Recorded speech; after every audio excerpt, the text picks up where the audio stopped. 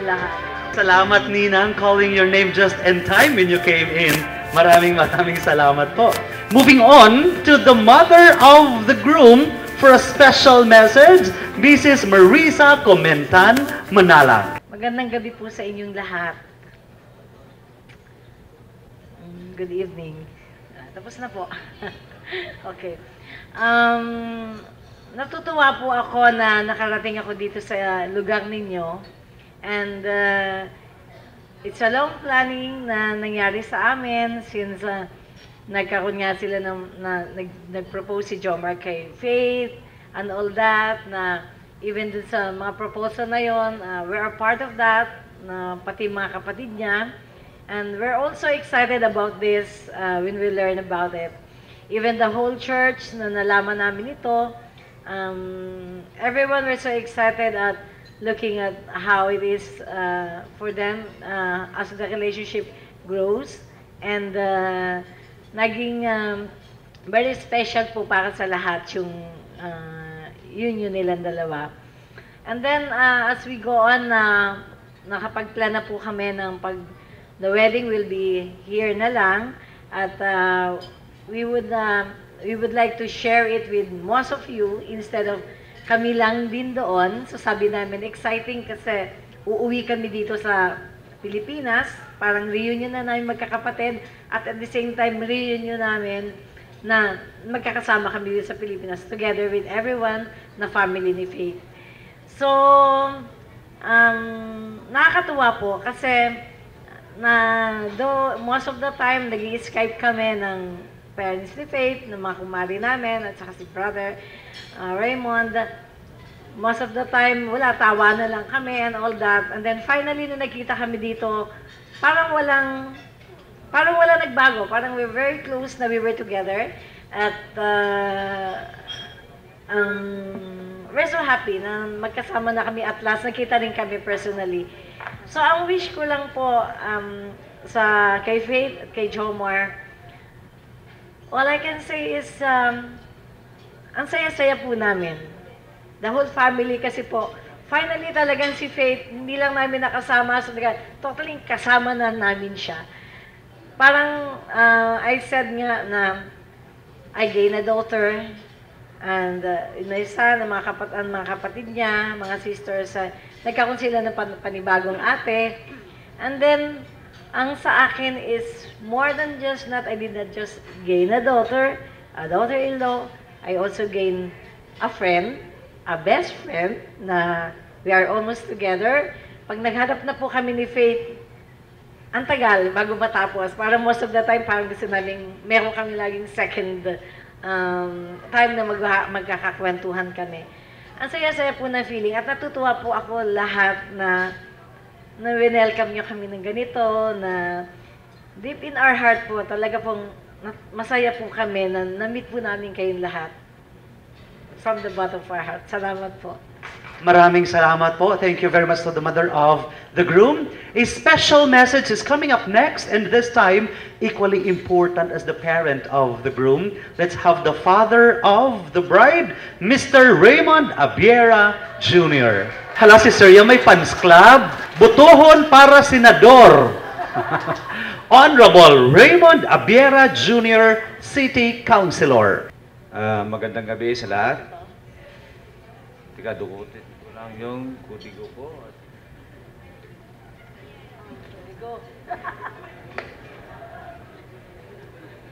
Anyway, today I am very happy to see Faith walk in the church aisles towards the altar to exchange vow idols with Jomar before the Lord.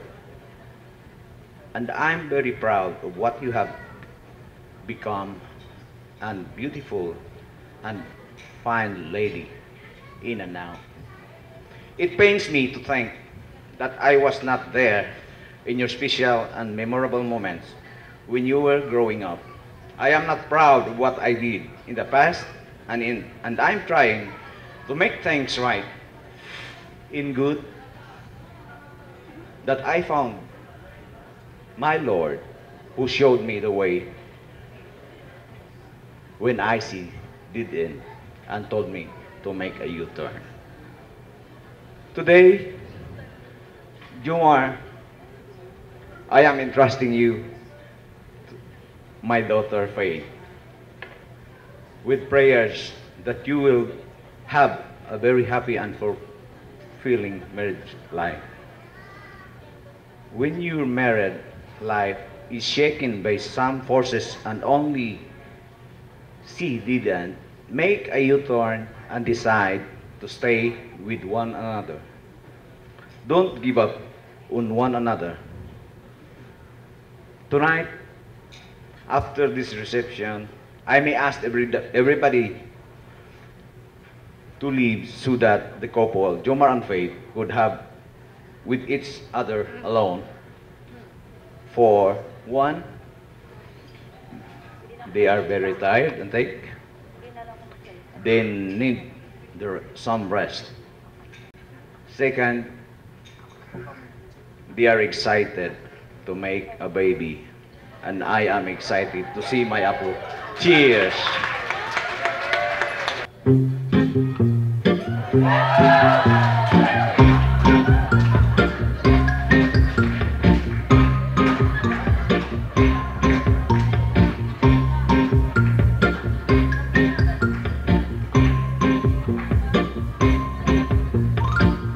Now and then I think of when we were together. Like when you said you felt so happy you could die. Told myself that you were right for me, but felt so lonely in your company. I was glad that you just it was over.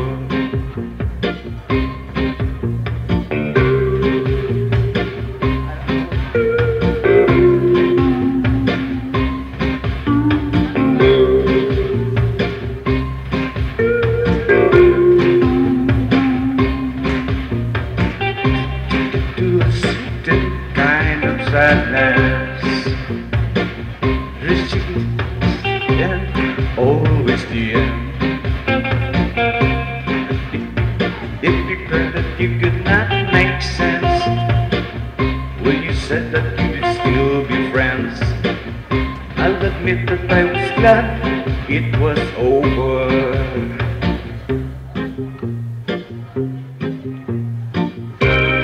You didn't have to cut me off. You like the people that nothing left. Even that, even though you feel like a stranger, but feel so. You really not to shoot so long. Have your friends to make your witness up to change your number. Even though it's just somebody that I used to know. Now you're just somebody that I used to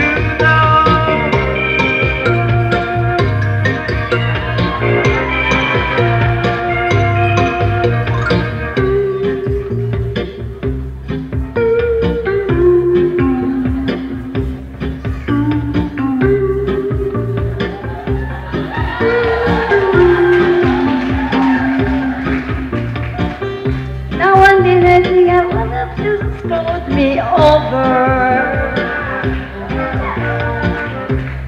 Part of me believing it was something that I've done.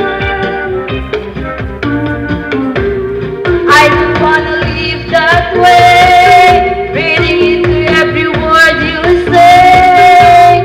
You say that you could let it go, and I wouldn't cut you up on somebody that you used to know.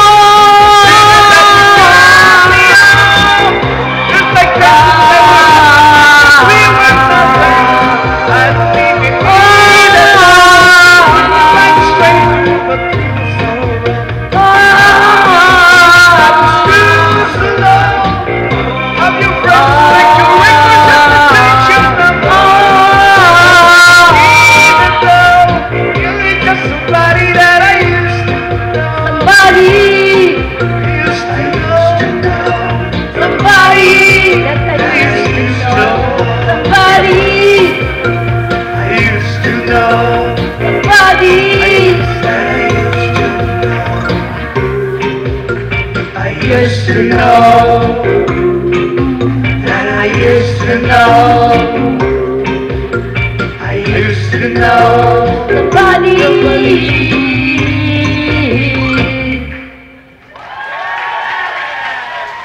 Wow! Ma'am, teka muna, ma'am ha. Tayo muna kayo dyan sa gitna, sandali. Ayan, hindi kasi kami papayag na after ng spectacular dance and song number nyo, walang kiss. Oo, kayong dalawa ni Sir ang mag-kiss para maiba naman. Anong wala? Kadako na sa mata nyo, wala ka mo nag-kiss? Kulap, maisip ako. O wala ka, matusik ka man lang gali. Oh, kiss kayong dalawa. Maisip, gani. Ma-count muna, 1 to 3. Okay, 1, 2, and, oops, 3. Okay. Perfect. Congratulations. Thank you so much to the parents of the bride. That was an amazing number. And you know what? For the information of everyone, it took them 5 months to rehearse that number. Jutayan lang gid sila magdungan. Thank you. Sobrang galing, no? Sarasa nyo gid niya, day. Mga multi-talented and talented family. As we move on, this would be the first time that we witness the couple dancing their new lives together as husband and wife. I would like to request our newlywed, Jomar and Faith, to kindly occupy the dance floor. And according to the groom and the bride, if you wish to share your generosity, it would be highly appreciated. It doesn't really matter how much you pin. Pwede daw 10 pesos or 20 pesos, but mas maganda pag 1,000 or 500. Pag walang cash, pwede din cheque, alahas, appliances, titulos ang duta, bugas, sudan, noodles, dilatas. Kung wala na gid kahit pasalod, baton. Minimum of 60 pesos. The number is 0920-9277-589. That's my number. Kung maaari lang po sana lahat kayo mag-pin kasi dyan pa po kukunin ang ibabayad sa akin. Salamat po. Ladies and gentlemen, the traditional dance from Jomar and Faith.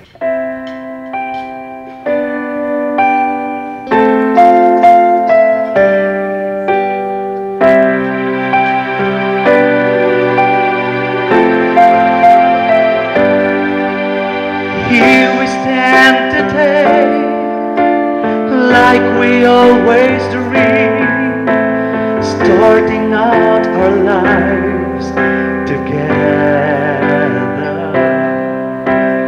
Light is in your eyes, love is in our hearts. I can't believe you're really mine forever.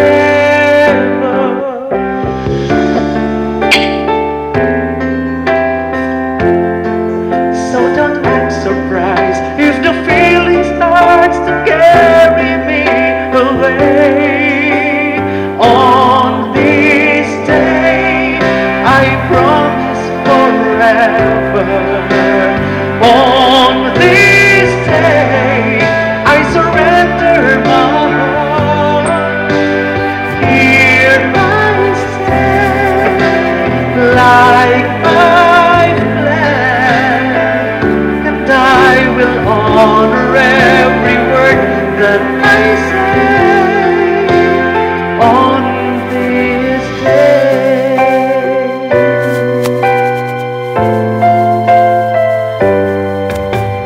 Not so long ago, this earth was just a field, this cold and empty space without you.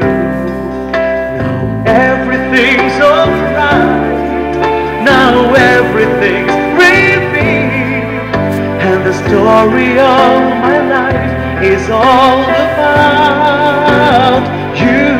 Oh, if the cold wind starts to blow into your life, I will shelter you and forever here to chase your fears away. On this day I promise forever. On this day I surrender my heart. Here I stand, like I've planned,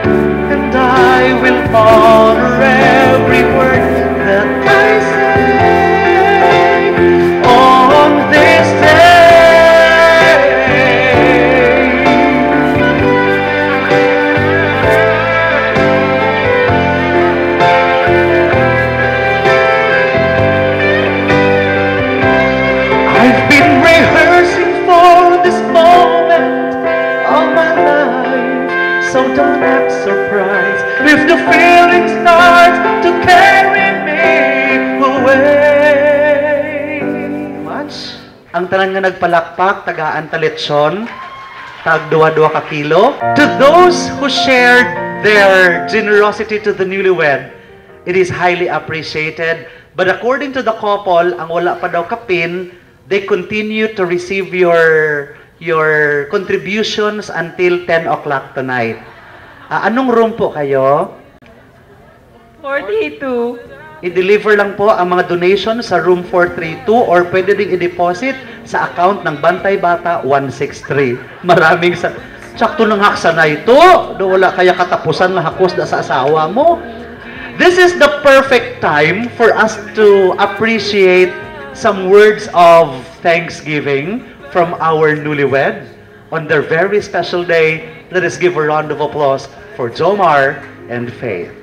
Good evening, everyone. I really thank God to give this beautiful day na hindi ko inakala na ganito ang panahon na binigay sa amin kasi daw July, so maulan daw. I'm so blessed din na nakilala ko si Jomar sa Canada. Doon po kami nagkilala at wala akong masabi sa kanya dahil hindi niya ako pinabayaan doon at at lalo sa pamilya ni Jomar.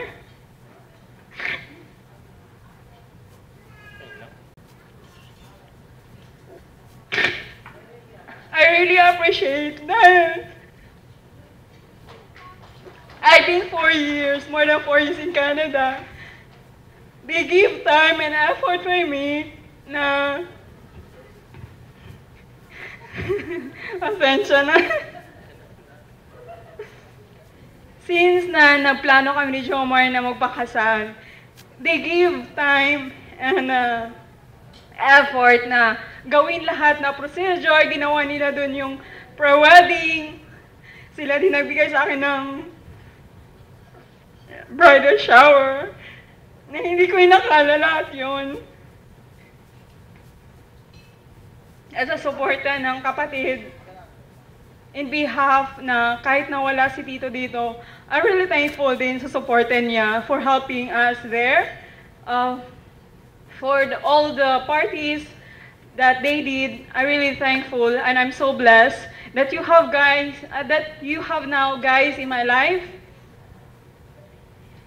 And for my parents,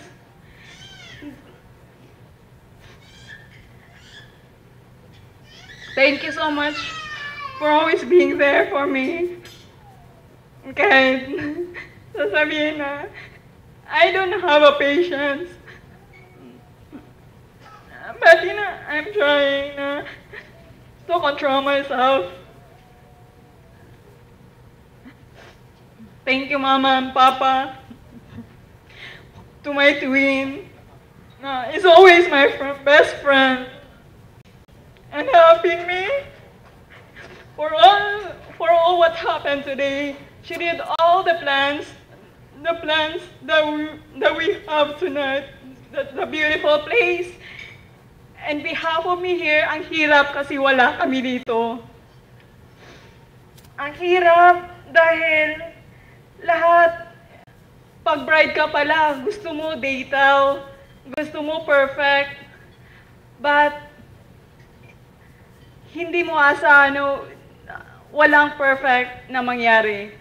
But I'm really blessed na nagawa mo lahat, Joy. Nagawa mo lahat to, kahit sa kakulitan ko. Nakakulitan ko na kailangan gawin mo agad ng ganito para hindi na ako ma-stress. Ginagawa niya agad. Thank you so much.